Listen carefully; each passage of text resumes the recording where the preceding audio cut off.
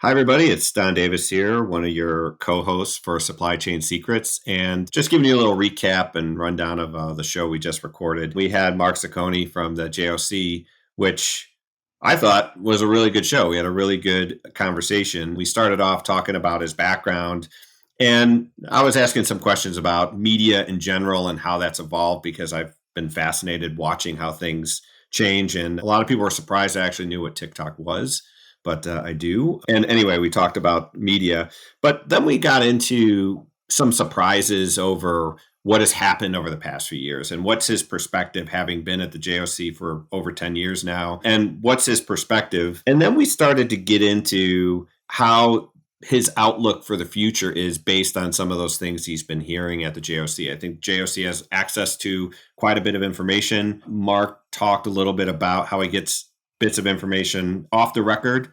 Sounds like it was more than I thought. I don't know about you, Brian, but I was a little surprised about that. And then we talked about shippers and how they're responding to the market. Given the current market condition, we all have some awareness there, but what are some of those things and how are shippers reacting and responding to that? Then we got into an interesting discussion on ocean shipping reform. We talked a little bit about detention demurrage and common carriage and what that means and shared some thoughts and insights there.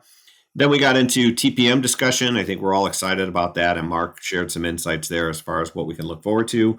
And then we let Mark play podcaster. And normally he asks both of us questions, but I felt like he was asking me a lot of questions, which was fine. I think you'll find that very interesting. And I thought it was a great show. So don't forget, give us feedback, rate us, review us, and I think you're in for a good one. So enjoy listening. You are now listening to the Supply Chain Secrets Podcast with Bryan Most and Don Davis.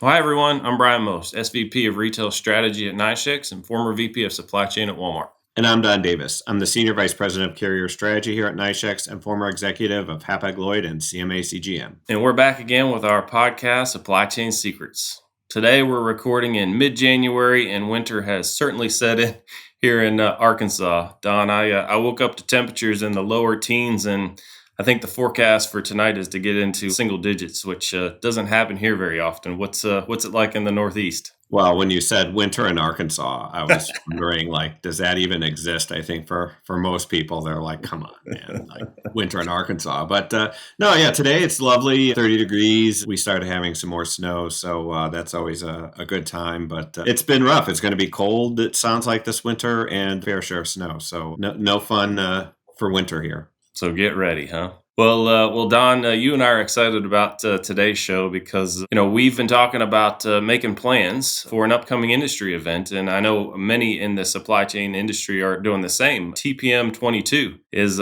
coming, and it's become one of these cool events where, meaningful opportunities for supply chain individuals in the community can come together. We talk about topics, trends, best practices, what the upcoming year may look like. And it's kind of become this annual thing to get the year kicked off. So we've got a special guest today who's one of the key leaders that makes it all happen, Mr. Mark Szakonyi. He is the executive editor at the JOC for Maritime and Trade. Mark is a shipping and logistics subject matter expert who brings more than a decade of experience in researching and analyzing international trade. Mark leads editorial coverage at the JOC encompassing 100-plus special reports a year, including the annual review and outlook, and top 100 importer and exporter issues. In addition, he supports all JOC events, including TPM Asia, and Inland Distribution Conference. Mark, thanks for coming on the show and hope you're doing well today. Yep, it's good to be here. Thanks. Awesome. Well, it's always great for our listeners to get to know our guests a little bit better. I know many in the industry know you already and, of course, have seen a lot of your work, but it'd be great for them to hear your journey and how you got into the maritime and trade business. Sure. Well, I got my start in journalism. I actually started off as a public safety reporter, which basically is crimes, cops, and courts, and did that for several years before kind of shifting into business. And then approximately about 13 years ago, I inherited a logistics beat that I was working for at a business journal. And I really just kind of fell in love with the industry. I had a little background in international affairs and, just kind of dove right in. And then about 10 years ago, I joined Journal of Commerce as a kind of a junior web editor. And it's been quite a wild ride since. Yeah, that's great. And one of the things that's top of mind for me is I'm not a subject matter expert on media or the way people consume news, but I think this has changed a lot over time. You see, my son, I don't think he watches a regular TV. He just watches YouTube. There's podcasts like we're recording. You have Twitter, LinkedIn, I think is a lot of what people my age probably use and call it social media. But with Instagram and what can you talk a little bit about how media has changed and how the way people consume news has been changing over the past several years? Yeah, I mean, I think in terms of the medium, you're right. You've got new vehicles, whether it be podcast or social media, but ultimately the message that kind of rings home, whether it's you as a consumer of news, is information that is interesting and information that impacts you, whether that's kind of local news, sports team that you're following, or something that directly impacts your business. So I think there's a lot been talked about the new vehicles, but ultimately what brings people together, no matter whether it's on a podcast, whether it's through a conference session, in educational conference session such as at TPM, or in the Journal of Commerce, it's about providing people a better understanding of what matters to them. Yeah, I mean, it's incredible to think about the different types of medium that are out there today.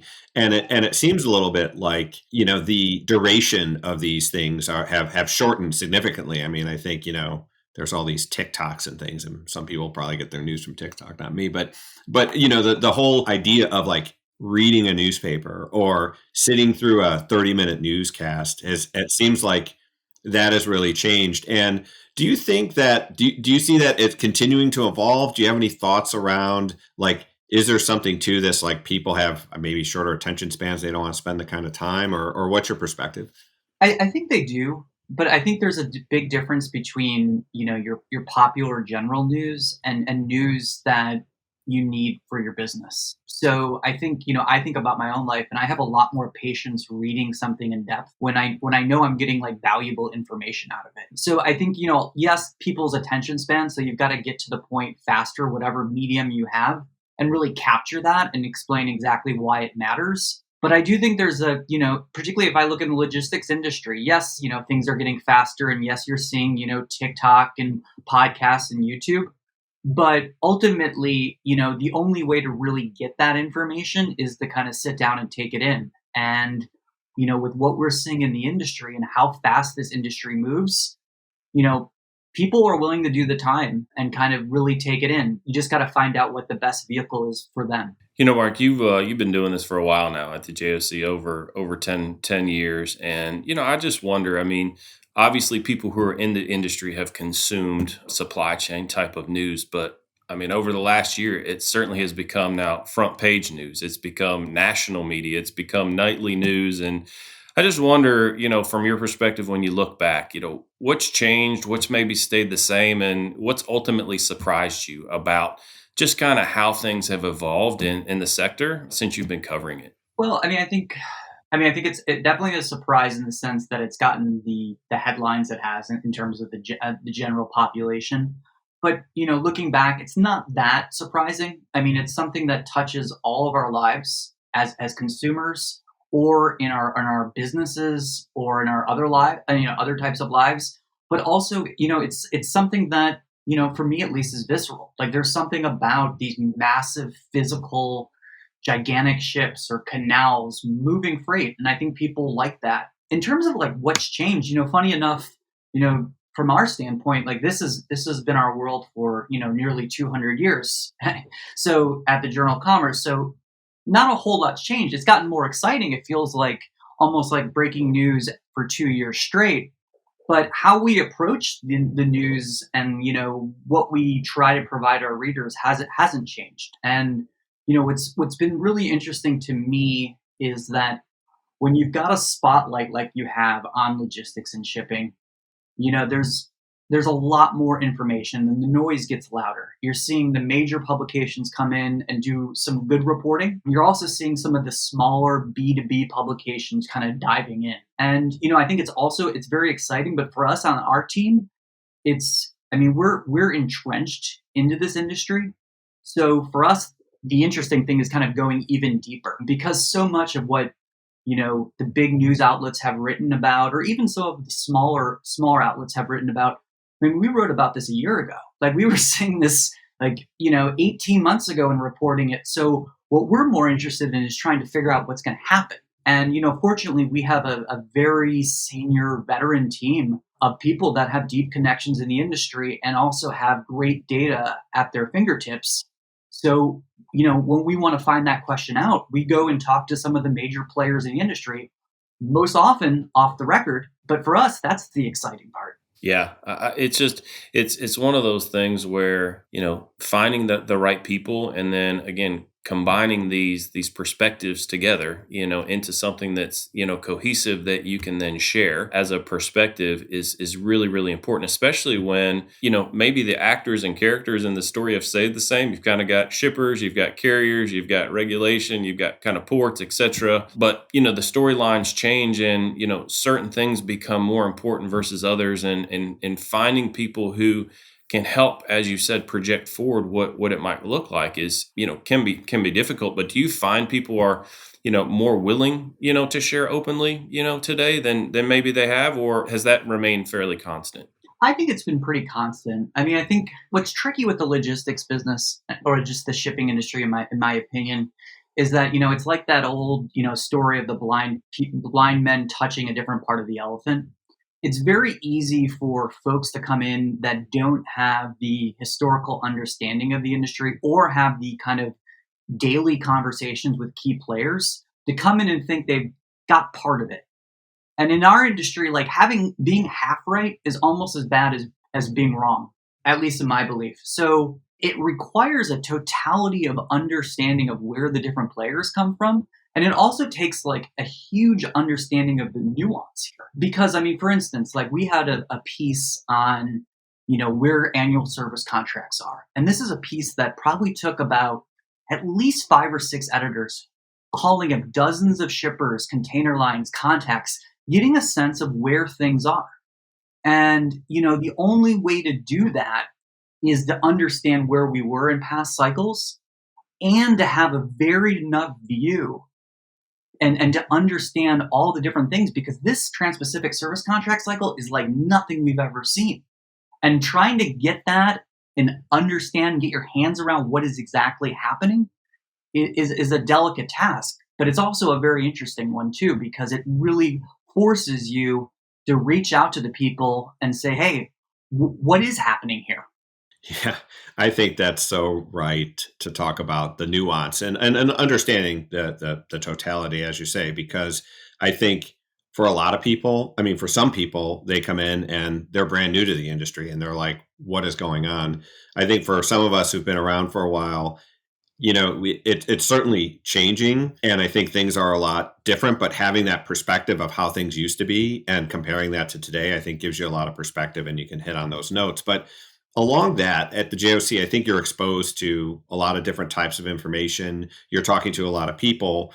And does that give you some perspective on the outlook for the next 2 to 3 years? Because I think that's one thing people keep asking about, like, well, when are things going to change? When are things going to go back to quote unquote normal? And what are your thoughts on, based on what you're seeing and this information you're gathering, if you start to look in your crystal ball, what do you see for the next 2 to 3 years? Yeah. And I would say, I guess maybe we could start out by saying what we won't see. Okay. All right. We won't see a return to, the idea of $3,000 FEU rates from from Asia to the West Coast. We won't, there will be a new bar when it comes to spot rate levels. We will not see the price chasing that we've seen from the carriers before. We won't see a let up in sustained import demand. It may ease as, U.S. consumer confidence eases and as there is a gradual shift from services.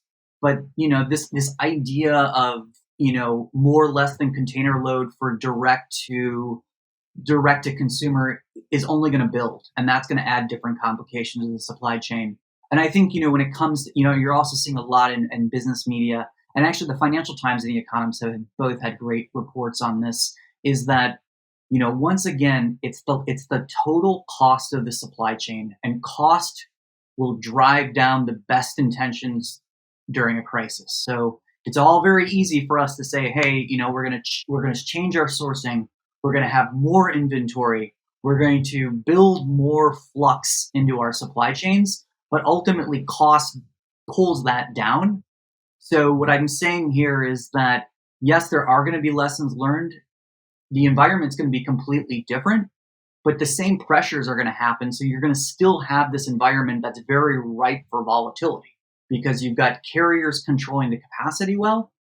And then you've got an industry that is still adapting to that change, but also one in which it can't really make the major changes to really take out that risk and still have a smooth and supposedly lean supply chain.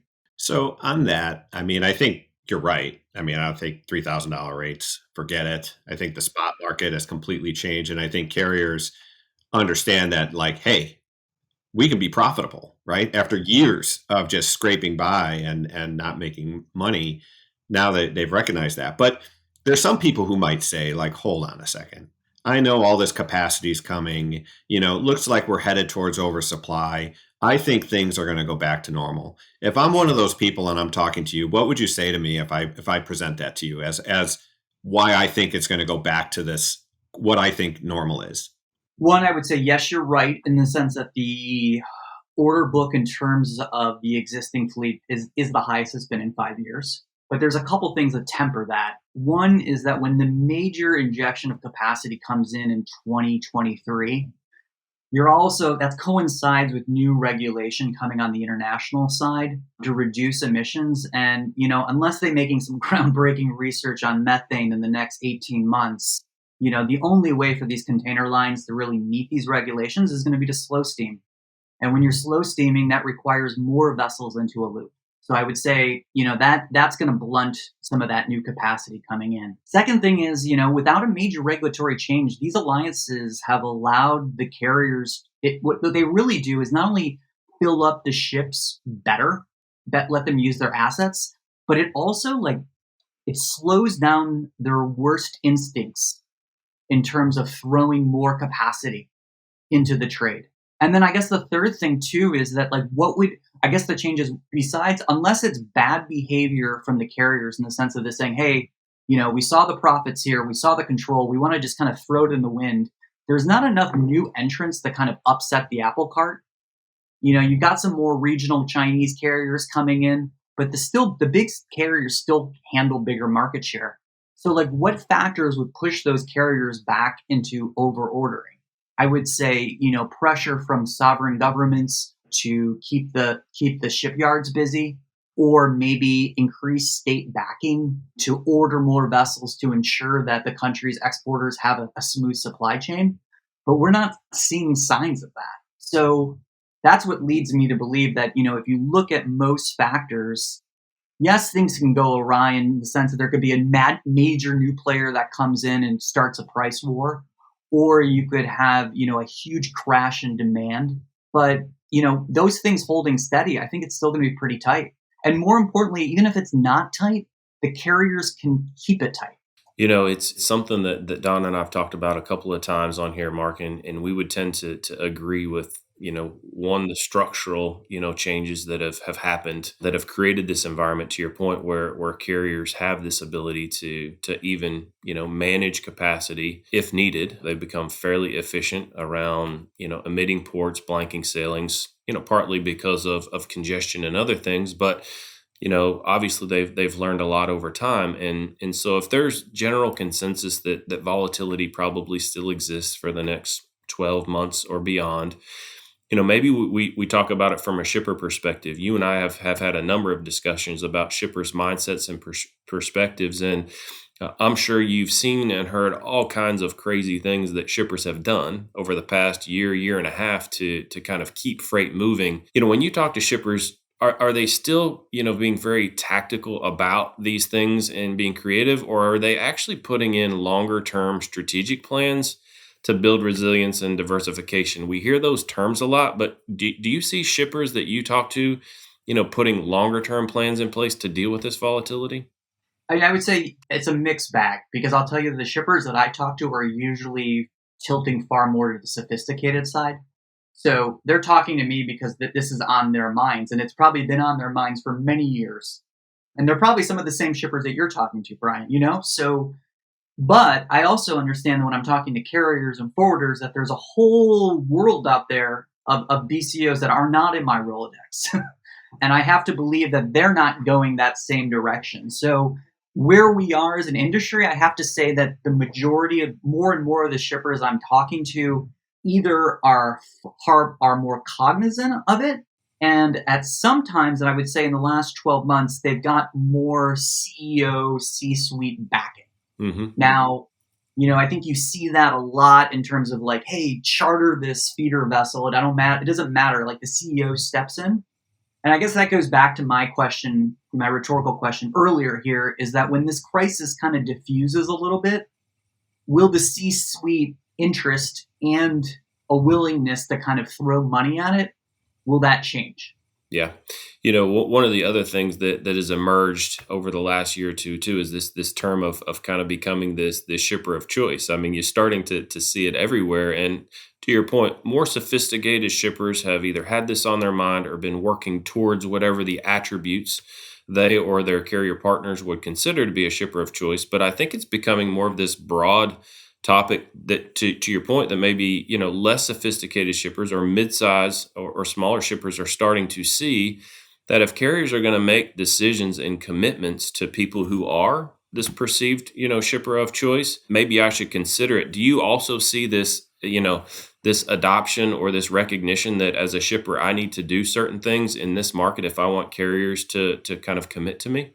Yeah, I mean, absolutely. I mean, we're seeing within this Trans-Pacific service contracts, the general sense was the big carriers, they get their biggest accounts, they sign them, and then they go to the rest of the market, and eventually then they go to the big NVOs, and then everybody was worked downward from there, right?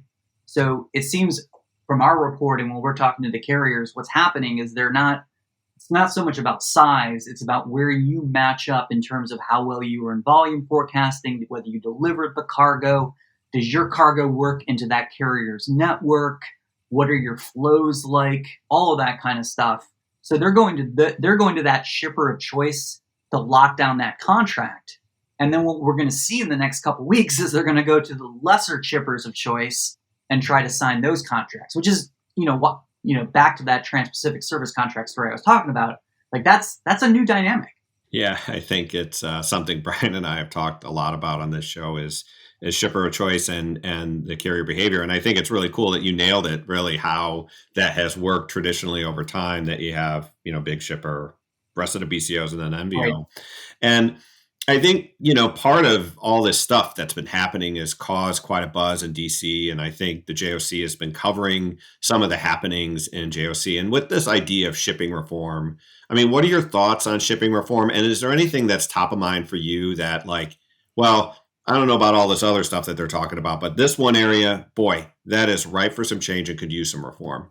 Well, I got to be careful here because, I have no bias here. I don't move any freight. I just write about it. But what I would say is when I look at the Ocean Shipping Reform Act, I'm looking at it in two ways.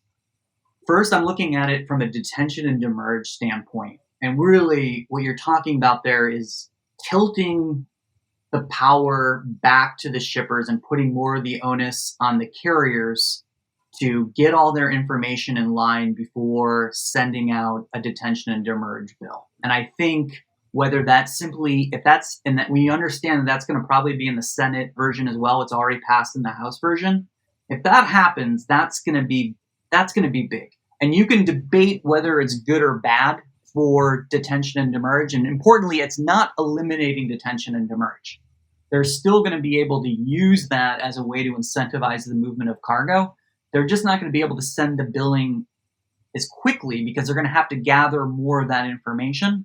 And that may slow their hands a little bit in terms of how forcefully or when they try to collect D&D. Now, the second thing is where I would say, and I say we're a little bit more cautious about, not because we don't understand why it's coming about, but just because we're thinking about the larger industry and the more long-term impact that this could happen. And I couch all that because what I'm talking about is the part of the OSRO that tied to common carriage. So putting the pressure on the container lines to accept export loads, which, seems like a great idea. Like if the container lines can accept the laden export loads and the FMC determines what the parameters are in which a carrier can accept those export loads, that seems great, right? Well, it's not really clear how the FMC would create that standard. And then you're also kind of wading into these waters here where you're telling a container line to take an export load that may not actually work for its network. And that means that it's doing something that is less than reliable, and that could have a knock-on impact for the larger supply chain. And I say all that because really, when it comes to the common carriage part in the Ocean Shipping Reform Act, it's really going to be kind of hashed out by the FMC. And more likely than not, it will probably be a little bit nuanced approach. So you're not going to have this like flood of, export complaints or major shifting, but you never know. Like that has to be hashed out. But nonetheless, a precedent has been started here that container lines, even if it's against their business interests, need to accept cargo. And if you keep taking that to the ultimate conclusion, you're getting to the point of saying, the government is saying carriers need to do this behavior. And if they're not going to do that if they're going to do this, they're going to be forced to do this behavior that's against them. Then I guess there's the next question is the U.S. ready to start subsidizing exports to make this business commercially sense for the container lines? Yeah, I think that's on that topic of, common carriage. I think it's complicated. I think that there's an intention, but, the potential knock-on effects, like things we haven't thought of by implementing this type of regulation is concerning, I think, for carriers, because at the end of the day, people want to move their stuff. And does this cause a carrier to behave differently? And what is the impact? That's a tough one. But the importers can see the potential risk of this, but they still think detention and demurrage is important enough that they're willing to back the larger bill. So, and I guess, from our standpoint, from JOC standpoint, we want legislation that will make the supply chain as fluid and efficient and sustainable for all parties. So when we're looking at it, that we're like, our caution is something in terms of the secondary impact, but it's also in terms of the speed that the legislation moved through. Because this thing, there was about less than an hour of debate, and they had a special tactic, so it sailed right through the House. And all we're saying is, hey, these are major changes. I understand that there's a sense of this is a shipping crisis. We've got to figure out a way to update the Shipping Reform Act because it hasn't had a major update in less than a decade. But there's also a sense of be like, hey, let's slow a little bit and talk about what these secondary impacts are before we kick everything to the agents, the FMC to sort out. Yeah, I think you're totally right, and it's always concerning because, when legislation gets passed and then there's these knock-on effects to change that again, the government doesn't move that fast. So it's not like a business where you can just say, we're going to change this and fix it. So that's certainly concerning. But going back to the D&D, I just want to spend another minute talking about that because from a D&D perspective, I think the carriers are the ones who get blamed for D&D. I mean, they didn't necessarily invent the D&D. I mean, it's the terminals, whether it's a rail terminal or an ocean terminal, that are imposing D&D because they want to keep the terminal fluid. They don't want a bunch of boxes sitting there because we all know that causes congestion. I mean, do you think that this is perhaps misdirected, that there's a lot of attention on the ocean carrier and they're the ones that have to validate things? But this, for many of them, is just a pass-through that they're, of course, getting a bill from a terminal, which is why it's not free. There's a cost associated to them for containers that sit on the terminal. The terminal says carrier has to pay. And then, of course, the carrier says, well, I have to bill the shipper because, one, there's a terminal storage, but two, you held on to my container. But what are your thoughts on that?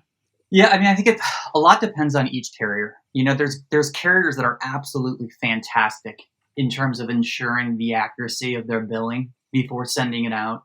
And yes, you've got certain carriers that are far more, they get a customer call from a BCO and they can kind of work it out and they negotiate it. I think as I mentioned before, importantly, this legislation is not going to end D&D.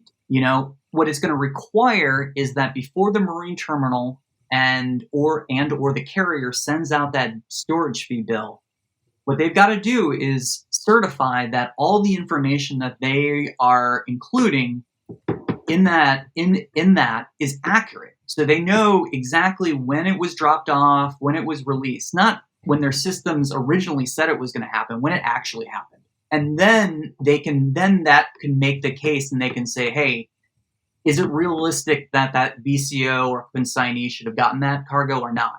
Now, that is aimed at kind of making sure all the information is there before the fee is sent out. Now, the carriers are coming back and saying, listen, there's information that the BCO or the consignee still needs to give the carrier before that storage fee can be made, to which the shippers complain, say, well, then don't bill me until all the information is known. Don't give me a floating bill that then I have to go back and fight against to put it into what I think is the realities when new information is available. So it's very complicated, but ultimately the incentive of shippers needing to move their cargo out and return equipment in a timely manner stays the same. The question is, how will that affect terminals and carriers' billing, not only in terms of process, but also in terms of the scale of demurrage and detention that they're able to collect? And would you agree with that, Don? Yeah, I mean, I think, where I'm sure all my carrier friends listening are just sort of cringing at any idea where, like, okay, we're going to collect the data, but now I got to let the box go. And once the box is out of the terminal, you lose all the leverage, and now it becomes an accounts receivable nightmare that it's like, oh, great, all my data is correct, now you have to pay. I mean, I think that's where, the tough part is, right? Because at the end of the day, okay, it makes sense that one, the bill should be correct, and two, I should get paid. But right. I think it just adds complexity to it. No, you're absolutely right. And then, your point about the carriers losing leverage, on the flip side, the BCO is like, well, you're holding my cargo hostage until I, so I'm not saying one is the right, but I'm just saying it's complicated. Absolutely. But then again, I'm not a legislator trying to reform the Shipping Act, so. But, here's what's great about this conversation, and this kind of now transitions, Mark, into the kind of events and webinars that you guys put on. I mean, these are not easy problems to solve. I mean, there are good points all the way around. You've got many stakeholders that have to come together and find common ground, to ultimately meet the common goal of efficiently moving, freight and cargo that people, and consumers desperately need or want. And, I just wonder if, when you're thinking about, putting on events and bringing these industry stakeholders together, I mean, how do you create the right atmosphere? How do you create the right agenda and bring the right people together? Because there aren't many places that allow for this kind of discussion with all stakeholders to happen. And I think you guys in particular do a really good job at it. And I'd love to hear a bit behind the scenes on how you make that happen. Well, I mean, I don't want to give away any trade secrets, and I guess I will, because it's not something that can be easily replicated. But the way TPM is a function, I believe, of editorial from Journal of Commerce. So it's it's built out of the conversations on and off the record that we have with people in the industry every day. It's the years that we've put in to try to understand the industry, and it's also the constant effort to better understand the industry, and then also admit when we've gotten something wrong or didn't completely capture it. So it's that constant evolution, with the understanding that with no bias and simply wanting to come in and better inform the industry, you can bring like-minded people that want to come together not only to negotiate Trans-Pacific annual service contracts and to meet with sources or to meet with customers, but also to meet with, to understand the industry. And the way we build TPM is we look at it and we say, what is happening in the container shipping industry in the short term? What is happening in the medium term? And what is the long term? And what information do cargo owners and their transportation providers need to know? And what kind of information they need to have? And what kind of questions do they need to be thinking about now? And then we build a program out of that. So as long as we believe that we're providing value in terms of information and network connections, everything else has a kind of a virtuous cycle. No, it makes total sense. And I appreciate you just explaining that because I know a lot of people commit time and resources to attend. And for those that don't know, it'll be in Southern California in Long Beach at the end of February. And is there anything, there's probably many topics to discuss this year, but anything exciting that you would share with the listeners about what to look for this year? Well, we've got a brand new website, much needed brand new website coming later next year or later this year. We'll have our inland distribution conference in Chicago in the fall, which is kind of partly part of the TPM, but looking more on the landside delivery. And, the last thing I would say is, you're asking me how I kind of got into this business. The idea of getting involved in the conferences and sessions is a little bit, it's not traditional for a journalist, but we're increasingly do it. And one of the reasons we do it is because our conferences are editorially pure and driven. So we invite people and we have the conversations, not because of who we may get as sponsors, but how valuable we think it is of the industry. So the same work that I'm doing on a daily basis, talking to you, Brian, on the record, talking to maybe a container line off the record, that feeds into that. And that's what we do in our lives. So it's, when we're up there at TPM asking questions, that's us, how we are on the phone every day. And I think, there's a lot of conferences out there, but I can tell you there's very few conferences that come in that kind of state of mind, instead of saying, what is the best for the audience, rather than, hey, how do we put together a session and still make our sponsors happy? Yeah, I think there's no question that TPM's been a great event. And I think, as you said, both shippers and carriers get a ton of value over bringing everyone together, discussing the topic. So it's really terrific. And you mentioned that there's another event happening in Chicago, this inland conference. Are there any other events that the JOC has planned for this year? Not this year. We're looking at a return to Europe in 2023, and we've got some other things that we're planning. But to be frank with you, we've got TPM in less than 5 weeks. And, with past attendance kind of up in the 2,700 people. And really, the most seismic news event that we've seen in the dawn of containerization. We're going to be busy, but we're also going to have a lot of fun. And I'm sure both of you guys have been out there. It's information, but it is just fantastic being out there with people and seeing old friends and, just nailing down 40 meetings that would have taken possibly 20 flights, right? Yeah, no question. And I can tell you, Mark, from my perspective, people are excited about TPM and really looking forward to getting back out there.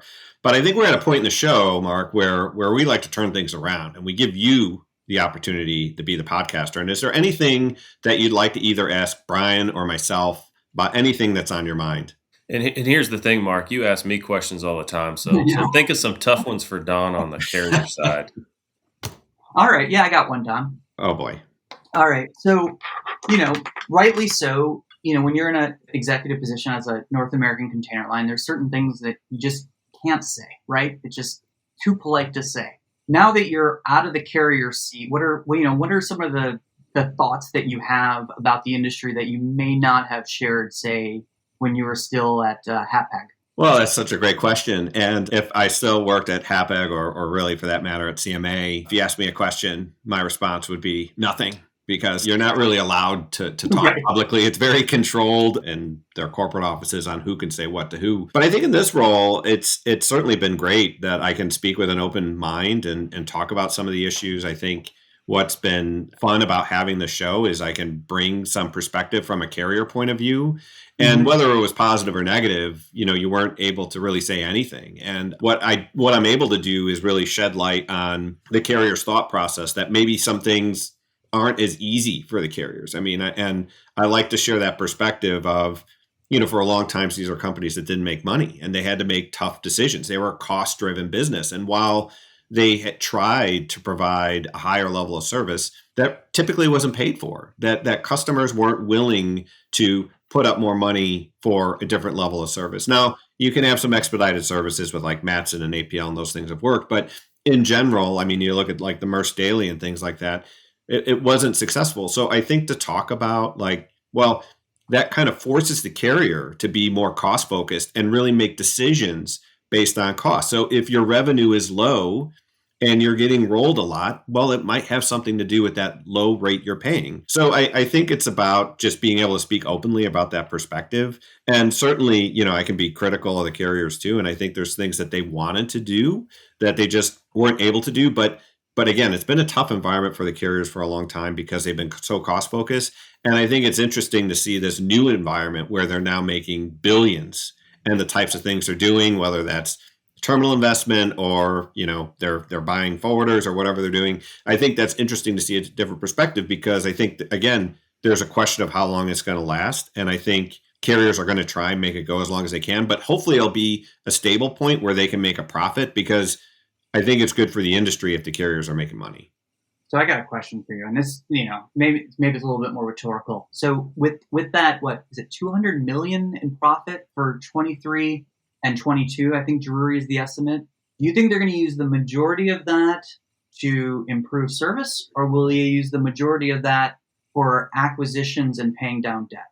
Well, I mean, I think some companies have very difficult debt positions. So if they can, it just depends on the cost of borrowing. I think you're going to look at reducing your debt position. But I think that you're probably going to think more long term and use the opportunity to gain a different position in the market. I think a byproduct of that is the service delivery will improve. Mm-hmm. I think the challenge for the carriers is even though they want to improve the service delivery, if there's a line outside of Port of Long Beach, right, there's not much I as a carrier can do individually to improve that situation. Now I'm going to work with different stakeholders and try and make that a better process, but a carrier by themselves can't solve some of those infrastructure problems. So I'm going to be thinking about those things that I can create an impact and what types of things are going to give me a better position in the business. But service delivery is absolutely a point that I'm going to believe that's going to be a byproduct of what I do, but I'm going to try and improve my market position because there are a number of things that are outside of my control as a carrier. And so I'm going to worry about those things where I can make an impact.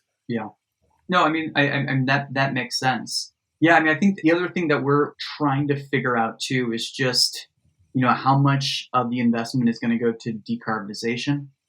And then also, you make the point, yes, ultimately if the import pressures ease, functional capacity comes back into the market through the decongestion and so on, there is this sense that service could improve. But I do have to wonder, and I'm saying this as a news consumer, seeing these major headlines about the container lines, if the industry isn't able to significantly improve service in the shipper's eyes, are they risking a bigger regulatory backlash here? Oh, for sure. I mean, I think the optics are terrible that when you have really high prices and you have high profits and your service delivery is lower than it's been historically, I mean, that looks terrible. Now, I don't think, again, the carriers are deliberately causing congestion or doing anything with malice. I think they want it to change as well. And I think there's things that carriers are trying to do to improve their service or their commitment to their customers.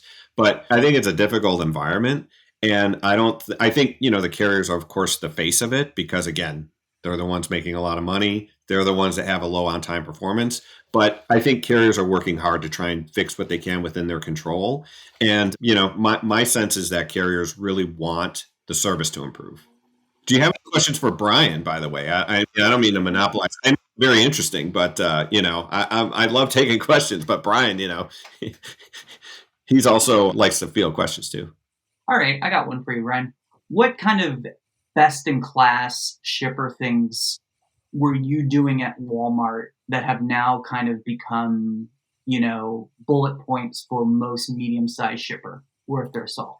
Yeah, it's a really good question. And, the thing about, working at Walmart is just because of our sheer size and scale, we were forced into solving problems that others just hadn't faced yet. And so it's one of these things where you hear size and scale can be, a blessing or a curse. And it was kind of both. The challenge with the Walmart business is that there were some highly seasonal aspects to it. Obviously the flow of freight follows consumer buying patterns, and there are things called, Black Friday and Christmas for a reason. And so we had seasonal aspects and natures to our business. And when it became to the point where it became a curse versus a blessing, in other words, where carriers essentially would cry uncle and say, we can't support you anymore, it forced us into these discussions around, okay, how collectively internally do we tackle this thing called forecasting and planning? And how do we turn retail units and purchase orders into something that's workable?